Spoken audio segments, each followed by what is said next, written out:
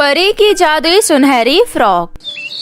ये कहानी बरखापुर गांव में रहने वाली लड़की चांदनी की है। चांदनी का उसकी माँ सुनंदा के सिवा इस दुनिया में कोई नहीं था। पिता के देहांत के बाद सुनंदा घर का खर्चा चलाने और चांदनी की परवरिश के लिए सड़क किनारे ताजे फल बेचा करती थी, जिससे उनके घर का गुजारा चल पाता था। चांदनी दिखने में बहुत मोटी थी और उसके चेहरे पर बहुत सारे काले धब्बे थे। एक दिन चांदनी स्कूल जा रही थी, तभी उसे रास्ते में कुछ लड़कियां मिली और बोली देखो देखो, काली मोटी स्कूल में जा रही है, इसे तो स्कूल पहुँचते पहुँचते 1 हफ्ता लग जाएगा। मेरी मान तो तू अपने लिए एक ट्रेन बुक कर ले। क्यों तो धरती को नुकसान पहुंचाना चाहती है। तभी वहाँ रानी नाम की लड़की आई। वो चांदनी के पड़ोस में ही रहती थी। वो बहुत अमीर थी, जिस कारण उसे पैसों का बहुत घमंड था और वो हमेशा चांदनी का मजाक उड़ाया करती थी। तुम लोग इसे ऐसा मत बोलो, अगर इसे गुस्सा आ गया तो जमीन में गड्ढा कर देगी। रानी की बात सुन सभी जोर जोर से हंसने लगे। चांदनी को उनकी बातों का बहुत बुरा लगा और वो रोते हुए घर चली गई। भगवान जी, इसमें मेरी क्या गलती है? आपने मुझे ऐसा क्यों बनाया?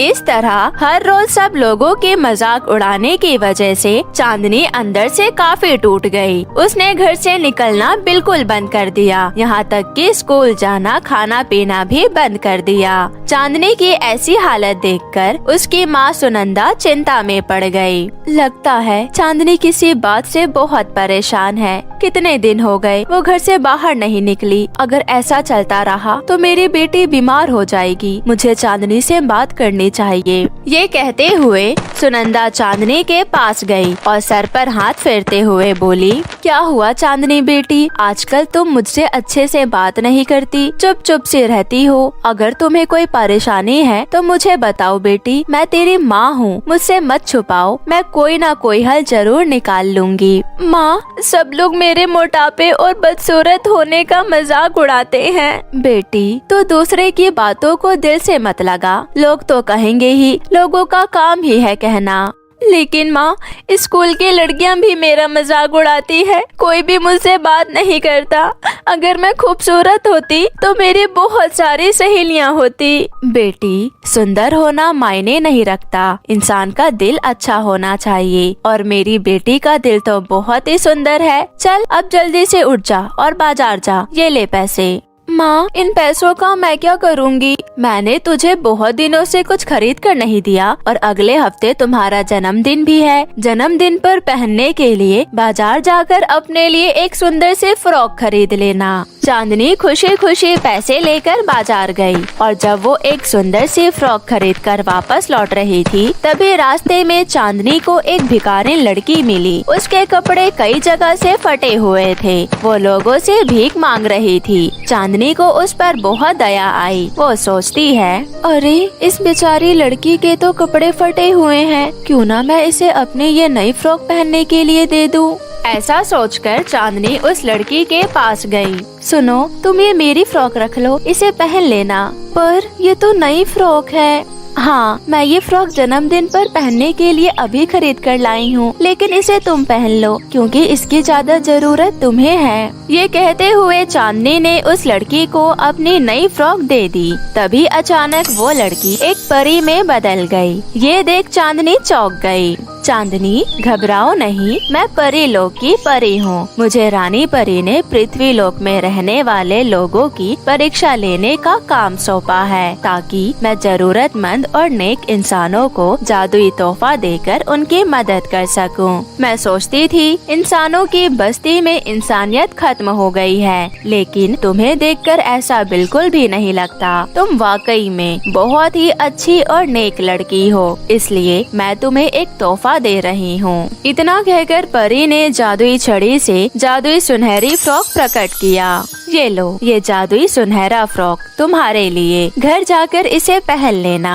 इस फ्रॉक को पहनने से तुम्हारी सारी परेशानी खत्म हो जाएगी और अगर तुम्हें किसी भी चीज की जरूरत हो, इस फ्रॉक को पहनकर मांग लेना। तुम्हारी हर इच्छा पूरी होगी। चांदनी इतना सुंदर फ्रॉक पाकर बहुत खुश हो जाती है और परी को धन्यवाद कर जादुई फ्रॉक लेकर खुशी खुशी अपने घर लौट गई। घर पहुंचते ही चांदनी ने जादुई फ्रॉक पहना। उसे पहनते ही चांदनी बहुत सुंदर बन गई। तभी उसकी माँ सुनंदा वहां आई और अपनी बेटी का कायाकल्प देखकर हैरान रह गई। अरे बेटी, तुम तो बहुत ही सुंदर दिख रही हो, लेकिन तुम्हारा रंग रूप अचानक कैसे बदल गया? ये सब परी की दी हुई इस जादुई फ्रॉक का कमाल है। देखिए, ये पहनकर मैं कितनी सुंदर हो गई और साथ ही मेरा मोटापा भी कम हो गया। ये कहते हुए चांदनी ने अपनी माँ को सारी बात बताई। ये सुनकर चांदनी की माँ सुनंदा ने मन ही मन परी का धन्यवाद किया। ऐसे ही कुछ दिन बीत गए। अब धीरे धीरे चांदनी के घर की सारी परेशानी और गरीबी दूर हो गई। अब उन्हें जो भी चाहिए होता था वो जादुई फ्रॉक से मांग लेती थी। साथ ही चांदनी हर रोज गरीब और जरूरतमंद लोगों की मदद भी करने लगी। एक दिन की बात है, वो गरीबों को खाना और कपड़े बांट रही थी। तभी वहाँ पर रानी अपनी कुछ सहेलियों के साथ वहाँ आ पहुँची। चांदनी का ऐसा रंग रूप देखकर रानी बुरी तरह जल भुन गई। ये काली कलूटी मोटी भैंस सुंदर कैसे हो गई? जिसके पास खाने के लिए पैसे नहीं होते थे, वो खुद गरीबों को खाना खिला रही है। आखिर इसके पास इतने सारे पैसे कहाँ से आए? मुझे पता लगाना होगा। रानी सच्चाई का पता लगाने के लिए चोरी छिपे चांदनी पर नजर रखने लगी। आखिरकार रानी को जादुई फ्रॉक के बारे में पता चल ही गया। अच्छा, तो इस जादुई फ्रॉक की वजह से ये इतना हवा में उड़ रही है। मैं ये जादुई फ्रॉक इससे छीन कर रहूंगी।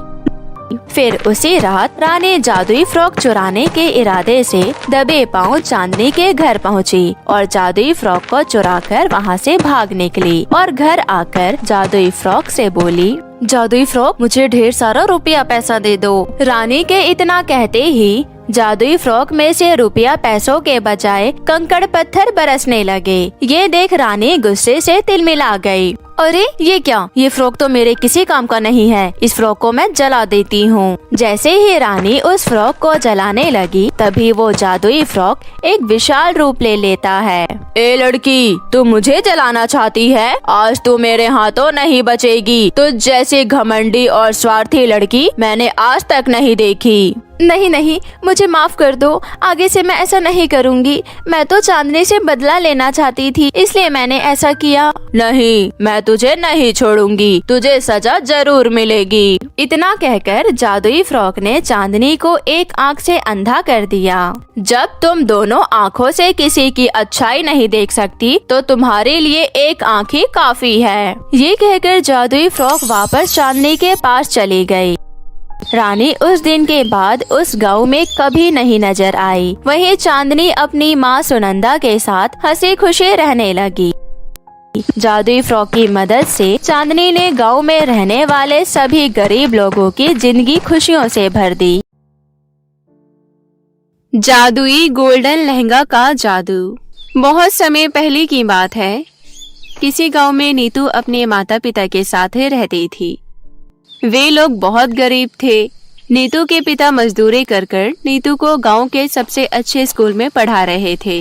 उस स्कूल में अमीर लोगों के बच्चे पढ़ा करते थे, लेकिन स्कूल में सभी बच्चे नीतू का बहुत मजाक बनाते थे। तेरे पिता कल मेरे घर आए थे, अनाज के बोरे उठाकर हमारे गोडाउन में रखवा रहे थे। मुझे तो समझ नहीं आता कि वो तुझे इतने महंगे स्कूल में कैसे पढ़ा रहे हैं। मेरे पापा पर मुझे बहुत गर्व है, वो मेरे हीरो हैं। नीतू और सिमरन की क्लास में एक लड़का अखिल भी पढ़ता था। अखिल दिखने में बहुत मनमोहक था। अखिल को हमेशा से ही नीतू का व्यवहार अच्छा लगता था, लेकिन ये बात सिमरन को बहुत बुरी लगती थी। वो नीतू की इस बात को सुनकर कहता है, तुम्हारी ये बात बहुत अच्छी है नीतू, कि तुम अपने पापा को हीरो मानती हो। लोग कुछ भी कहे, लेकिन तुम कभी भी अपने आप को छोटा महसूस नहीं करती, और मुझे तुम्हारी ये आदत बहुत पसंद है। Thank you Akhil. स्कूल में सभी बच्चे नई नई वीडियो गेम लाते और एक दूसरे को दिखाते, लेकिन नीतू के पास कभी कोई नई चीज नहीं होती थी। ये देख मेरा नया वीडियो गेम, तेरे पास क्या है? मेरे पास मेरी नई हेयर क्लिप है जो तुम्हारे वीडियो गेम से बहुत सुंदर है। और नीतू तुम्हारे पास क्या है? ये देखो मैंने नई पेंसिल खरीदी है जो कि मुझे पूरे 1 महीने चलानी है। हाँ, तुम्हारी इतनी महंगी पेंसिल। नीतू सभी बच्चों के सामने अपनी जरूरत का दिखावा नहीं करती थी, लेकिन वो जब भी अपने स्कूल में बच्चों के पास कोई भी नई चीज देखती थी तो वो अपने माता पिता से जाकर वैसे ही चीज मांगने की जिद करती थी। माँ मुझे नया हेयर क्लिप ला दो ना। ला दूंगी बेटा। कुछ दिनों बाद, माँ मुझे नया वीडियो गेम ला दो ना। ला दूंगी बेटा। ऐसे ही नीतू हमेशा अपनी माँ से कुछ न कुछ मांगती रहती थी, लेकिन उसकी माँ उसे हमेशा हाँ बोलकर बात टाल देती थी। तो तेरी मम्मी ने तुझे नया वीडियो गेम नहीं दिलाया ना? मुझे तो पता ही था वीडियो गेम लेना सबके बस की बात नहीं होती। नहीं सिमरन, मेरी माँ ने हाँ कहा है तो वो मेरे लिए वीडियो गेम जरूर लाएंगी। तभी वहाँ अखिल आ जाता है। दोस्तों तुम दोनों यहाँ क्या कर रहे हो? मैं अभी तुम्हारे घर आने ही वाली थी अखिल। लेकिन क्यों? भूल गई परसों मेरा जन्मदिन है, आओगे ना? मैंने तुम्हें दिखाने के लिए बहुत महंगा और बहुत सुंदर गोल्डन लहंगा खरीदा है। क्यों नहीं आऊँगा, बिल्कुल आऊँगा। नीतू तुम भी आ रही हो ना? हाँ, मैंने नीतू को भी बुलाया है। उसके बाद तीनों अपने अपने घर चले जाते हैं। अपने जन्मदिन वाले दिन में इतनी सुंदर लगने वाली हूँ कि अखिल की नजर मुझ पर से हटेगी ही नहीं, फिर वो नीतू क्या चीज है। वहाँ अपने घर नीतू सोच रही थी, मेरे पास तो सुंदर लहंगा ही नहीं है, मैं क्या पहनकर सिमरन के जन्मदिन में जाऊंगी। ये सोचती हुई नीतू अपने माता पिता से कहती है, माँ पिताजी मुझे सिमरन के जन्मदिन में जाना है, लेकिन मेरे पास एक भी अच्छा लहंगा नहीं है, आप मेरे लिए लहंगा ला दीजिए ना। ला दूंगी बेटा। मैं हमेशा सुनती हूँ ला दूंगी, लेकिन आप ना हेयर क्लिप दिलाती हो ना वीडियो गेम, और आप लोग मुझे एक लहंगा भी नहीं दिला सकते। बेटी मजदूरी से इतने पैसे नहीं मिल पाते कि हम तुम्हारी सारी जरूरतों को पूरा कर सके, माफ करना। आप दोनों अच्छे माता पिता नहीं हो। ये बोलकर नीतू अपने कमरे में चली जाती है। उसके माता पिता को नीतू की भावनाएं महसूस हो रही थी। मेरी बच्ची को हम कुछ भी नहीं दे पाते, मैं अपने हाथों से अपनी बच्ची के लिए एक लहंगा बनाऊंगी। उसके बाद उसकी माँ पूरी रात बैठकर नीतू के लिए एक सुंदर सी लहंगा बनाती है, लेकिन वो लहंगा बहुत सारे कपड़ों को जोड़कर बनाई हुई थी। ये उसे ज्यादा पसंद नहीं आएगी। मुझे बहुत दुख है कि हम अपनी बेटी की छोटी सी ख्वाहिश भी पूरी नहीं कर सकते। मैं चुपके से उसके कमरे में जाकर ये लहंगा रख देती हूँ। उसके बाद रात को ही उसकी माँ दबे पांव जाकर नीतू के कमरे में लहंगा रख देती है। उस समय नीतू जगी हुई थी, लेकिन वो अपने बिस्तर पर सोने का नाटक कर रही थी। अपनी माँ के जाने के बाद नीतू फौरन उठकर वो लहंगा देखती है। क्या मैं ये गंदा सा लहंगा पहनकर सिमरन के जन्मदिन में जाऊंगी? लेकिन माँ ने बहुत मेहनत से इस लहंगे को अपने हाथों से बनाया है। नीतू उस लहंगा को देखकर खुश नहीं थी, लेकिन वो अपनी माँ की बनाई हुई लहंगा की कद्र करती थी, इसलिए वो लहंगा को अपने सिरहाने रखकर सिसक कर सो जाती है। उसी रात परीलोक से एक परी पृथ्वीलोक की सैर करने निकली थी। वो परी नीतू के बारे में सब जानती थी। ये बच्ची कितनी मासूम है, मुझे इसकी मदद करनी चाहिए। इसके बाद वो परी नीतू की माँ की बनाई हुई लहंगा को गोल्डन लहंगा में बदल देती है और वहाँ से चली जाती है। अगले दिन नीतू दुखी मन से उठती है और दुखी मन से अपनी माँ की बनाई हुई लहंगे को देखती है, लेकिन लहंगा देखते ही वो बहुत खुश हो जाती है, क्योंकि वो लहंगा अब एक गोल्डन लहंगे में बदल चुका था। नीतू जोर जोर से अपनी माँ को आवाज लगाने लगती है। उसकी आवाज सुनकर उसके माता पिता वहाँ आते हैं और वो दोनों भी नीतू के हाथ में गोल्डन लहंगा देखकर हैरान रह जाते हैं। माँ, मुझे लगता है कि मैंने कल नींद में इस गोल्डन लहंगा को किसी और रूप में देख लिया होगा। आप दोनों बहुत अच्छे हैं, आप दोनों मेरे लिए इतना सुंदर गोल्डन लहंगा लेकर आए, मैं बहुत बहुत बहुत खुश हूँ। उसके माता पिता दोनों ही उस गोल्डन लहंगे को देखकर हैरान थे, क्योंकि उन्होंने तो कोई और ही लहंगा वहाँ रखा था। लेकिन सुबह उठने के बाद वो लहंगा गोल्डन लहंगे में बदल गया। अपनी बेटी की खुशी देखकर उसके माता पिता ने अपनी बेटी का ये वहम नहीं तोड़ा कि वो गोल्डन लहंगा उसके माता पिता उसके लिए नहीं लाए। बस वो अपनी बेटी की खुशी देखकर ही खुश हो गए। उसके बाद नीतू वो गोल्डन लहंगा पहनकर सिमरन के बर्थडे पार्टी में जाती है। नीतू जैसे ही सिमरन के बर्थडे पार्टी में पहुंचती है, सभी की नजर नीतू पर ही टिकी होती है, क्योंकि नीतू बहुत सुंदर लग रही थी।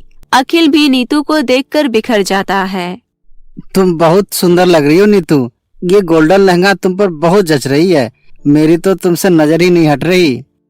ये सब देखकर सिमरन को बहुत गुस्सा आता है और वो नीतू को कहती है, कहाँ से मांग कर लाई तुम्हारे माता पिता ये गोल्डन लहंगा? क्योंकि इतना महंगा गोल्डन लहंगा तुम लोगों की खरीदने की औकात नहीं है। तुम बहुत बुरी हो सिमरन, तुम्हें कैसे कह सकती हो? ये बोलती हुई नीतू रोती हुई अपने घर चली जाती है और नीतू को मनाने के लिए अखिल भी उसके पीछे पीछे चला जाता है। ये सब देखकर सिमरन को बहुत गुस्सा आता है और वो अपने बर्थडे पार्टी में आए हुए सभी लोगों को भगा देती है। नीतू रुक जाओ, मत रो। अगर आज मेरे माता पिता का भी अपना व्यापार होता तो हम भी गरीब नहीं होते, हम भी बहुत अमीर होते। फिर मुझे सिमरन के ताने सुनने की जरूरत नहीं होती। तुम जैसी भी हो ठीक हो, अब चुप हो जाओ। उसके बाद नीतू अपने घर चली जाती है। घर जाने के बाद नीतू देखती है कि उसके घर में बहुत सारे खिलौने रखे हुए हैं। पिताजी, इतने सारे खिलौने हमारे घर में कहाँ से आए? बेटी, मैं सड़क पर चल रहा था और चलते चलते मुझे सड़क पर पड़ा हुआ एक लॉटरी का टिकट मिल गया और भाग्य से उस टिकट पर मुझे पूरे 1.5 लाख रुपए मिले। उसके बाद मैंने ही तुम्हारे पिता को कहा कि हमें किसी चीज का व्यापार शुरू करना चाहिए। धीरे धीरे कर ही इंसान आगे बढ़ता है। नीतू मन में सोचती है, लगता है ये गोल्डन लहंगा जादुई है, क्योंकि मैंने आधे समय अखिल से कहा था कि मेरे माता पिता का भी कोई व्यापार होता। मैं बहुत खुश हूँ, शुक्रिया मेरे प्यारे गोल्डन लहंगे। उसके बाद से नीतू के पिता अब मजदूरी छोड़कर अपने खिलौनों की दुकान चलाने लगे। धीरे धीरे कर नीतू के पिता खिलौनों के बहुत बड़े व्यापारी बन गए। अब उनका जीवन पहले से काफी अच्छा हो गया।